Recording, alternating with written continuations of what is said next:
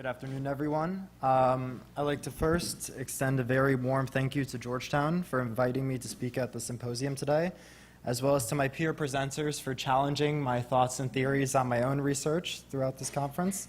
I'll be dividing my talk into two parts, which will respond to many of the questions posed to the two earlier panels, including Arab Christians in diaspora, the ability of the new media to enable a longing to stay in touch, and the impact of recent revolutions on homeland diasporic relations.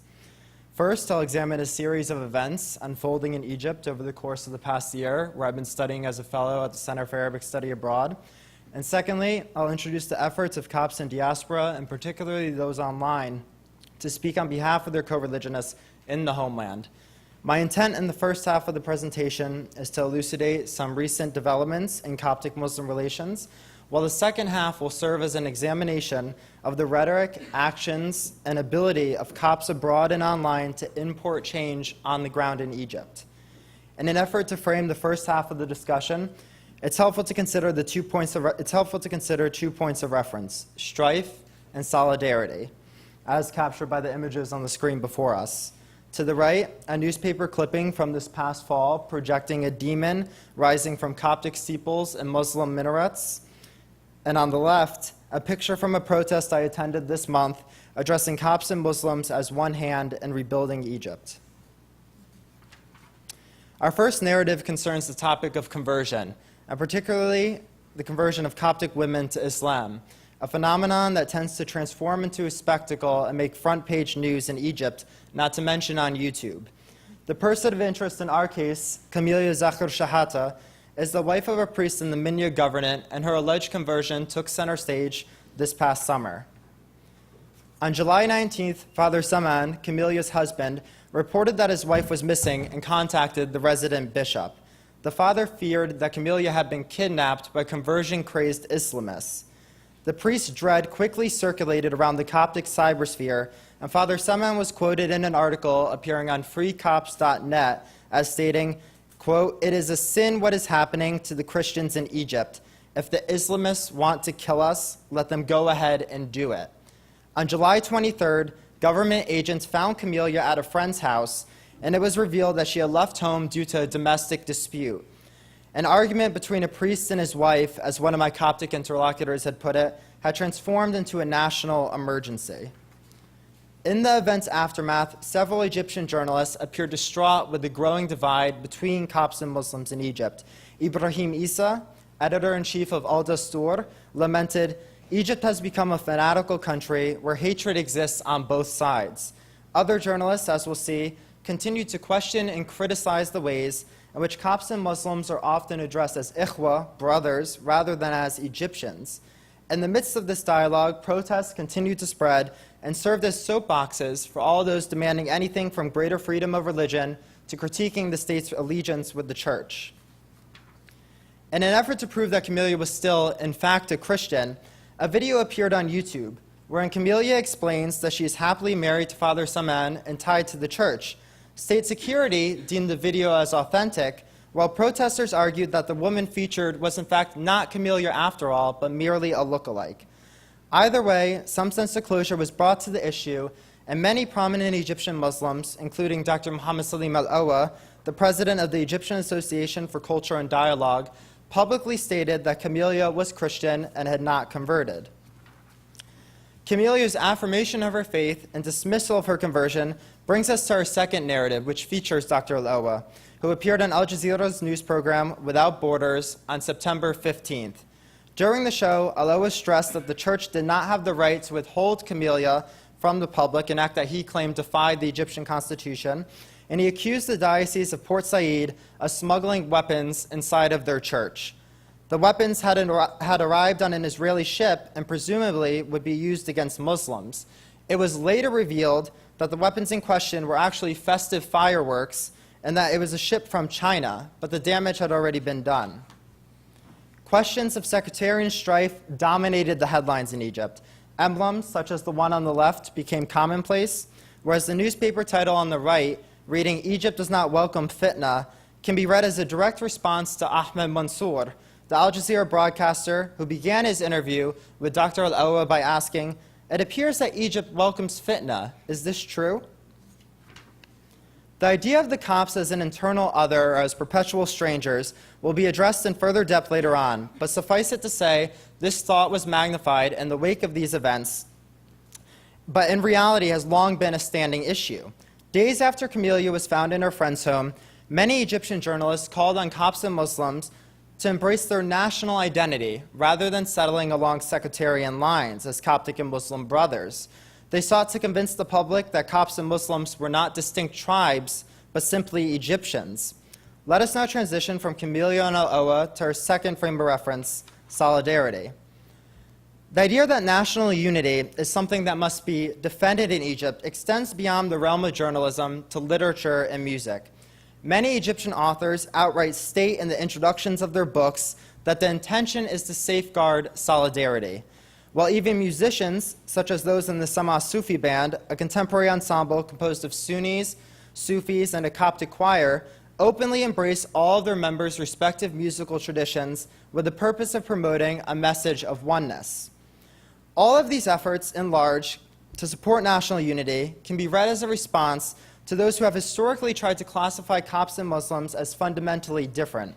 During colonial rule in Egypt, for example, one of the many ways in which the British projected their authority was census taking. The censuses enforced a rigid topology. They even divided Egyptians into Muslims and non-Muslims, leaving all other nationalities living in Egypt, such as the Armenians, intact. In response to the British efforts to define and conquer, Egyptians flooded the streets in 1919, waving flags adorned with crosses and crescents. Many religious figures framed nationalism as a religious obligation. One Azhari sheikh went so far as to announce that, quote, Copts and Muslims were believers, but those who betrayed their country were to be condemned as infidels. Glorified as the golden example of Copts and Muslims uniting, the 1919 revolution is not the only moment marked by the compatriots' cooperation.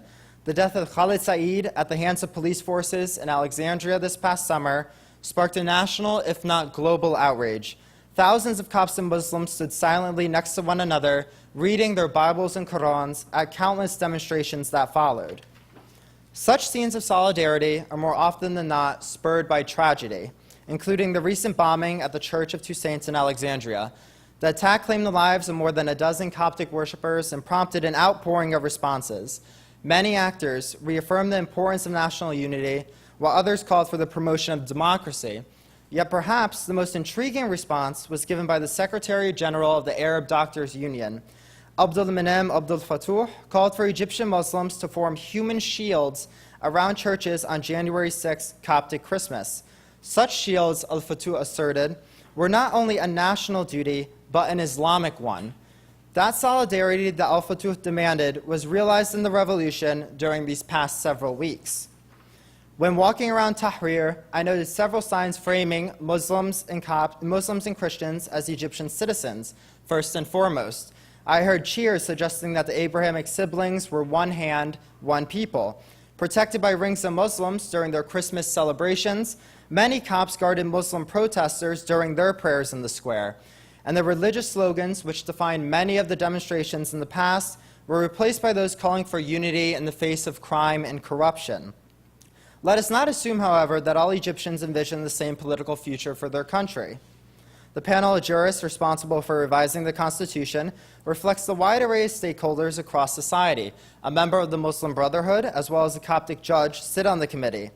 Difficult decisions will face these actors and others in the upcoming weeks and months, not least among them the choice between preserving what Rachel Scott calls a constitutional commitment to Islam or potentially amending Article 2, which states that Islam is the official religion of the state and Sharia is the main source of jurisprudence. Beyond the panel's jurisdiction, it will be equally intriguing to see the steps taken by the Coptic Orthodox Church, as well as Copts abroad, to represent their homeland compatriots. Unlike the former, who cautioned their followers not to participate in the protests, many Copts in diaspora spoke in support of the protesters in Tahrir and headed delegations that framed Coptic demands as those of all Egyptians. Now that we've assessed a series of events unfolding in Egypt over the course of the past year, let us transition to the actions taken by Copts in diaspora to speak on behalf of their co-religionists. Prior to examining the words of this new generation of long-distance nationalists, however, it is beneficial to address the medium through which they speak, the internet. The internet has given rise to a new public sphere that challenges and complicates the traditional concepts of nation, citizenship, and diaspora. Cyberspace has redefined freedom of speech and reaffirmed the power of individuals and interest groups to challenge homeland institutions from afar. On the level of the collective, the internet has transformed many religious minorities into cyber majorities, and it allows individuals to reshape their own identities and their former nation states as they see fit. In an effort to unveil the iCopts, or cops prone to using the internet to speak on behalf of their co-religionists, I'll trace the historical development of this virtual community, its ability to challenge the Coptic Orthodox Church, and its strides to reassert citizenship over Christianity. I'll conclude with an assessment of the iCopts' aptitude to import change from afar. Our story begins at the first International Coptic Symposium in Zurich, Switzerland, 2004. The first scheduled presenter and conference chairman, Adli Youssef, gives a paper entitled, "Unite the Coptic Diaspora Against Discrimination." The essay clarifies the purpose of the conference. It is to seek ways by which we can unite the 1.5 million Egyptian diaspora Copts and thus create a strong and respected voice to help relieve the suffering of the 12 million Copts in Egypt. Youssef identifies Copts abroad, a minority of a minority, as the group responsible for saving the Copts suffering in Egypt. By addressing those in diaspora as the main stakeholders in the minority's future in the homeland, Youssef casts Copts in Egypt, Alexandria, and elsewhere as silent victims, unable to voice their opinions and incapable of instilling political change. The 20 speeches following Youssef's opening address touched on topics ranging from the struggles of Coptic women to the Coptic press, but no discussion rivaled Michael Munir's a forward-looking vision for the Copts and calling on those abroad to act on behalf of those in the homeland. Munir, the founder and president of the U.S. Copts Association, responded to Youssef's opening remarks, stating, quote, "We must unite, educate, and mobilize the Copts outside of Egypt to further the interests of the Coptic community and its newly adopted lands, while also fighting for the cause in Egypt. We must study and benefit from the experience of various other communities around the world that have succeeded in mobilizing their base from the most powerful country in the world." Munir encouraged Copts abroad to participate in civic engagement, to register to vote, and strive to attain influential governmental positions. The most important key to mobilizing in diaspora, however, was to create a strong media presence in the form of a robust Coptic cyber community that would be able to reach out to a global audience. As for proof that such a community was possible, one needed to look no further than Munir's highly successful website, www.copts.com, founded in 1996. The website was attracting more than 26 million views a month at the time of the 2004 symposium. Foreshadowing the birth of the iCopts, Munir's speech served as inspiration as well as a blueprint to several Coptic websites that were about to go live. Let us turn to the challenge posed by iCopts to the Coptic Orthodox Church. First, we must recognize that the COC is more than a religious institution in Egypt. Due in part to the Church's wealth of social services, it is no surprise that the COC was identified by 60% of Copts in a 2009 survey as the most representative Coptic institution or group. In the same survey, 40% of those polled named Pope Shenouda III as their favorite Coptic figure. These numbers suggest that Copts are content with the Church's role in society, but this is not necessarily the case. While many appreciate the Church's support and protection, others have accused the institution of monopolizing the Coptic voice and blindly supporting the now former president Hosni Mubarak. To quote Dr. Milad Hanna, a leading Coptic intellectual and regular contributor to Al-Ahram, "The Coptic youth are in the Pope's pocket, and the Pope is in the pocket of the state." This largely suppressed anger among the Copts is rarely voiced outside of the home in Egypt, but Coptic cyber communities have changed the game. Such sites actively seek out those willing to speak in opposition to the government and all of its supporters, including the Church. Due to the provocative rhetoric of the iCopts, several high-ranking members of the Church have been deeply incensed by these virtual citizens, but are unable to restrict, limit, or otherwise censor the cyber community. When addressing the iCopts' sensational reports in 2001, Pope Shenouda remarked in an interview, "Believe me, these are all exaggerations from individuals seeking personal goals, and they neither affect nor have influence in the Coptic Sea. There are always those who choose for themselves to play the role of the villain." A telephone store owner I spoke with in Cairo's Garden City echoed the Pope's frustration. He explained, "Copts abroad are not with us. They do not know our real problems. What they say is exaggerated. You cannot speak of a problem you have never seen or experienced. They create an even bigger problem between us and Muslims. We have the Pope and other figures to help solve our problems." Whether disturbing the peace or threatening the Church's historical monopoly on the Coptic soapbox, it is evident that neither the Pope nor the iCopts are willing to back down. Beyond challenging the Church, many Copts in the digital diaspora have embraced a strictly secular rhetoric on their websites in an effort to combat the idea that Copts are loyal to the Church first and Egypt second. An example of this secular discourse can be found in the About Us section of the Free Copts website, which reads, "Copts are Egyptians. We are Egyptians first and foremost, and we are Egyptians to the core. We will not be alienated or allow our identity to be subject of debate." In this regard, the Coptic Assembly of America's mission statement is also noteworthy. It reads, "The CAA is dedicated to promoting equality, unity, human rights, and democracy in Egypt for all citizens, and to protecting the unique cultural identity of Egypt's Coptic Christians."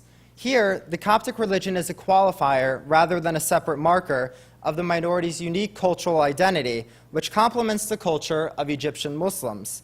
By focusing on universal principles that both Copts and Muslims stand to benefit from, iCopts have embraced their new home's freedom of speech to redefine the boundaries of Coptic identity.